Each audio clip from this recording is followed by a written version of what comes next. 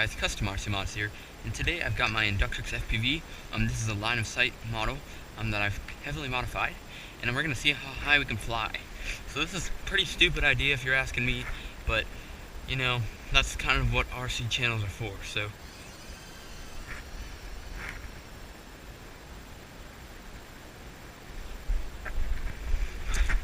whoa, that was an epic failure. I got up to, I would say, like 50 feet, and then low battery hit, even though I just checked that this mylopo.de cell battery was a very fully charged battery. I just charged it, so that's an epic failure.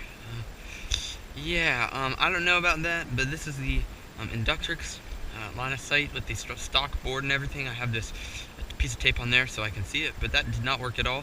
So yeah, that's a fail. If you're interested in seeing me actually go as high as I can, I'll try to get a different battery some other time, and post that down in the comments below. So that was the Inductrix line of sight failure in the flying test. So yeah, thank you guys for watching, and I'll catch you guys in the next video.